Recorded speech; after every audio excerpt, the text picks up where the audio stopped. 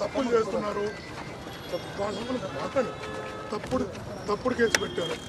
నా తండ్రి లిక్కర్ వల్ల చనిపోయాడు, నా తమ్ముడు లిక్కర్ వల్ల చనిపోయాడు, మా అమ్మ సూసైడ్ చేసుకునేదాకపోయింది లిక్కర్ మా నాన్న తాగుడు వల్ల. నా జీవితంలో లిక్కర్ జోలికి వెళ్ళలేదు, వెళ్ళను కూడా. సిట్లో ఉన్న ప్రతి అధికారికి తెలుసు తప్పుడు కేసు పెట్టాను.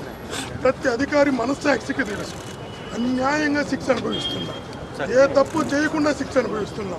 నేను భగవంతుని మీద ప్రమాణం చేసి చెప్తున్నా, మనస వాచ కర్మేనా చెప్తున్నా, లిక్కర్ జోలికి నేను ఎప్పుడు వెళ్ళలేదు, వెళ్ళను కూడా.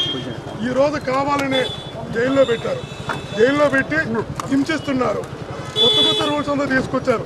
ఈరోజు శిక్షను అనుభవిస్తాం, ఈ కష్టాలు భరిస్తాం, చేయని తప్పుకి శిక్ష అనుభవిస్తాం.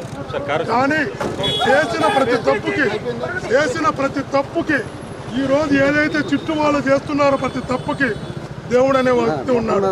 God is the supreme, nature is the supreme. ఎవరు తప్పించుకోలేరు. ఈరోజు మనసా వాచ కర్మేణ మరలా చెప్తాను, ఏ తప్పు చేయను నేను, ఏ సంబంధం లేని నేను, ఏ రోజు లిక్కర్ పోలేను నేను. ఈరోజు లిక్కర్ కేసులో తిరిగి జైలుకి పంపించారు. ఆరోగ్యం వెన్నుముక నొప్పితో బాధపడుతున్నా, సరే అది ఓకే. అంతకన్నా పెద్ద బాధ తప్పుడు కేసులు ఇరికించడం. మరలా చెప్తున్నా, చుట్టూ తప్పులు చేస్తాను, ఆ తప్పుని కప్పుపుచ్చుకోవడానికి మరొక తప్పు చేస్తాను. అట్లా తప్పుల మీద తప్పులు చేసుకుంటూ వెళుతున్నారు. ఈరోజు అన్యాయంగా చాలా మందిని ఇబ్బంది పెడుతున్నారు. ఇవన్నీ మంచిది కాదు. మీకు న్యాయం ఉంటే చెప్పని చెప్పి మీకు గుండె మీద చేసుకుని చెప్పండి, నాకు లెక్కలతో సంబంధం ఉందండి. లిక్కర్తో సంబంధం ఒక్క చిట్టు అధికారి మనస్సాక్షి అడగమని చెప్పండి, నాకు లెక్కని ఇన్వాల్వ్ అయ్యాను. నేను భగవంతుడి మీద ప్రమాణం చేసి చెప్తున్నా, భగవంతుడి మీద నమ్మే దేవుడి మీద ప్రమాణం చేసి చెప్తున్నా, లిక్కర్ జోలికి వెళ్ళే ధైర్యం నాకు లేదు.